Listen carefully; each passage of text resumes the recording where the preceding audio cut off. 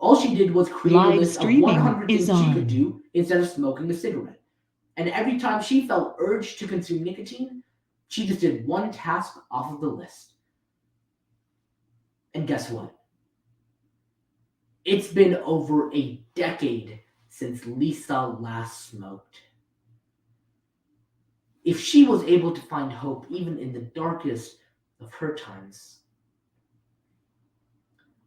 I think we can too.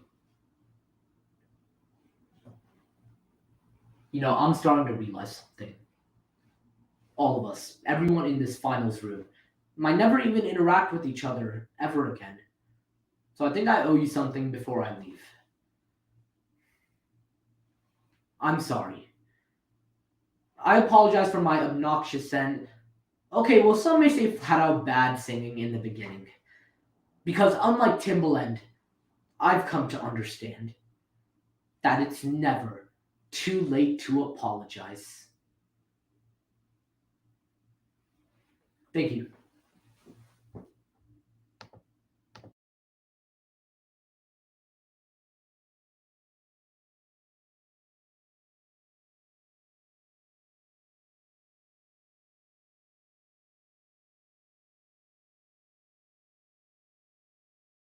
Hello. I believe I'm the next speaker, so I'll just paste my topic in the chat.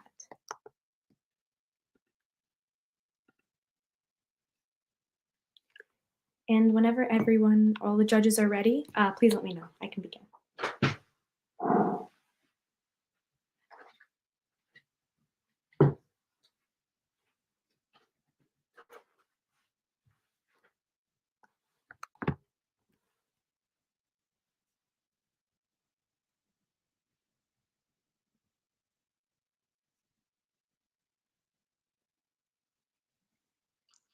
I think we're ready, Nidhi. Ready? Okay, perfect. And if everyone can see and hear me right, I will start on my first slide.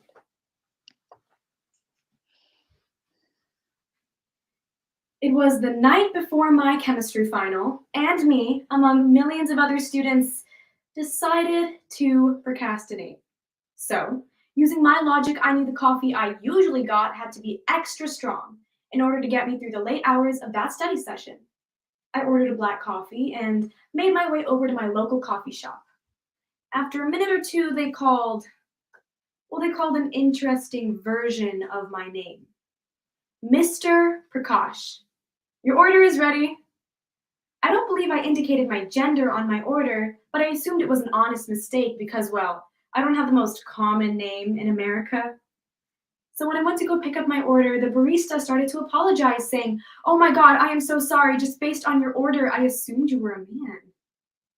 I thought to myself, since when was black coffee manly? Was it the supposed stoic nature of a man that related to the bitterness of the drink? Well, the more I thought about it, I realized other things in society that for some reason had gender roles.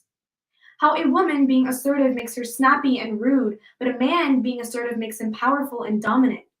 How a woman showing emotion is feminine, but a man showing emotion makes him unnecessarily vulnerable, and how every part of a woman's success is attributed to the circumstances around her rather than her own work.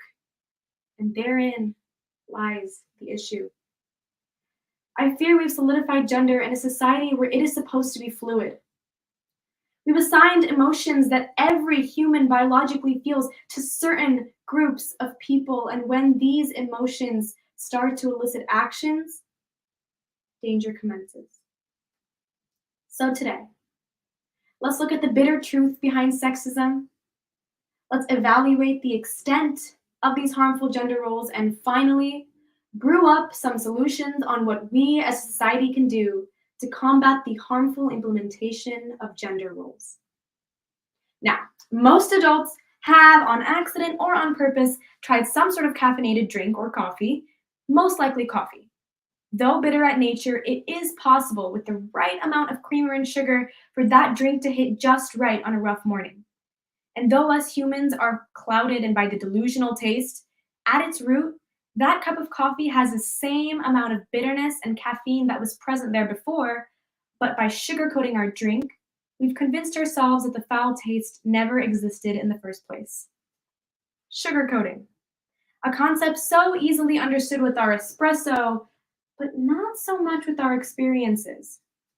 See, gender is stamped on everything since before we are born.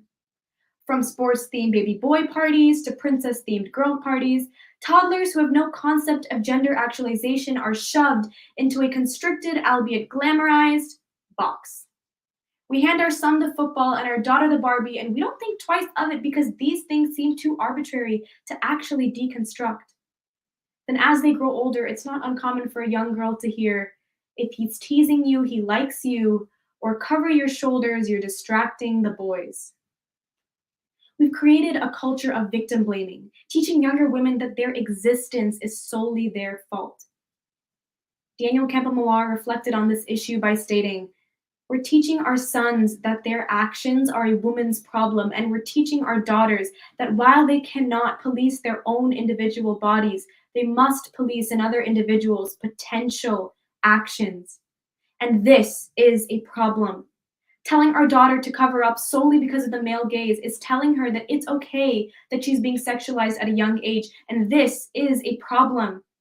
Telling our son to only play with the football makes him in fear of being ostracized if he likes something else, and this is a problem. Putting gender roles on younger children is a problem. The bitter truth is always more complicated than it seems. So, let's put it into terms you and I can understand. Coffee. America drinks a lot of coffee.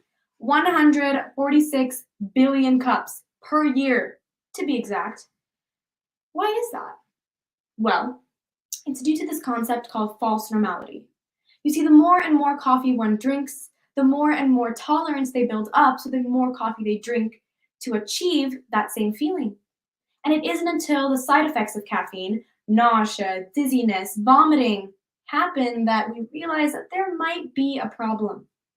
It's a concept of false normality. But false normality doesn't singularly apply to coffee, though. We can see it reflected along other parts of society. See, even if we are all supposedly equal under the law, it is unfair and ignorant to overlook the overwhelming negative effects of sexism. See, the word equal is stamped on everything, from legislation to political agendas, to create a mirage of normality when society is anything but. But we know now that it isn't just the legislation. It isn't just the political agendas that have the biggest effect on us, but rather the stereotypes. The things that we hear growing up, the comments that we get from our friends and family that actually affect us the most. This stereotype phenomena was viewed by two sociological researchers, Owens J. and Massey, who evaluated the extent of the effect of blatant stereotyping on academic performance. They took their target group, young adult females, and presented them with a math worksheet. Upon completing the math worksheet, they were faced with the blatant stereotype that women are worse at STEM.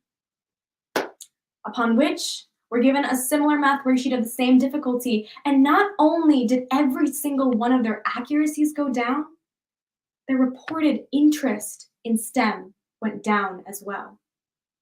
Well, why is that? It's due to this phenomena recorded by a research paper done on the study by the Educational Institute, which stated, quote, "The stereotype threat works via two mechanisms. The first mechanism is via internalized stereotyping. In this case, he or she does not even believe what is being said about them, but due to societal pressure, they do worse on the task. And the second is via externalized stereotyping. In this case, he or she believes what is being said about them, therefore invests less time and effort into the task, making the stereotype a self-fulfilling prophecy." End quote. So when we are faced with the irrefutable fact that every single person is faced with some sort of negative stereotype, we have to consequently agree that whether they believe it about themselves or not, it still negatively affects them. So, what can we do? According to Cleveland Clinic, begin to substitute cold caffeinated beverages with water. Water is a healthy choice and satisfies the need for drinking a liquid. Water. Our solution. Neutral, without any lasting health effects, nor is it harmful for children. The neutrality water is the key solution to combating the harmful implementations of gender roles because we know now that society does not make people. People make society. It's rejecting the pre-existing binaries imposed on our children. It's telling your son not to hit people instead of don't hit women. And it's telling your daughter to dress based on the weather, not based on who will look at her. Because we know now. It's not the legislation, it's not the bills, it's not the laws that have the most profound impact, but the root of the problem. The implicit bias in you and me that contribute to sexism. Next, we have to remember that we are not trying to eliminate gender. We are trying to eliminate gender-based oppression and violence. So by letting our children live in a genderful world and teaching them acceptance rather than constriction, we utilize our power to mix up adolescent gender socialization, to make this environment a more healthy space for the next generation so they can make it a healthier space for the next. Being a parent, or an educator, or a speaker, or a judge, or a teacher, or a student has so much power. And it's up to us to learn how to utilize it. So, at the end of the day, maybe they mixed up my order by mistake. Maybe it has nothing to do with sexism, but rather the fact that black coffee is linked to sociopathy, and statistically, more men are sociopaths. Maybe that's why they called me Mr. Prakash. But either way, that one cup of coffee represents how far someone is willing to go to fit themselves into societal norms. In this speech, we looked at the bitter truth.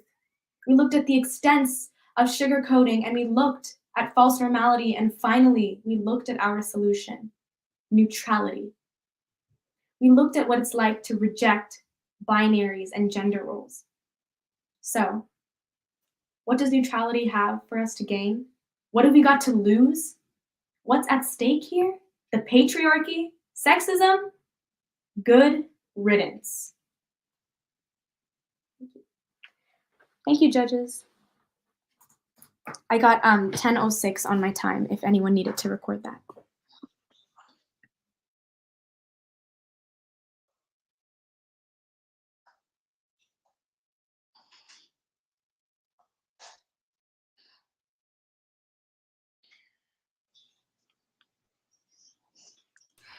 I think that's it, right?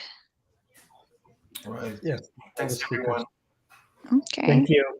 Thank you, everyone. Thank you, judges. Good luck, everyone. Thank you. Thank you. Thank you Thank you so much for judging. Thank you. Thank you. Thank you. Good luck.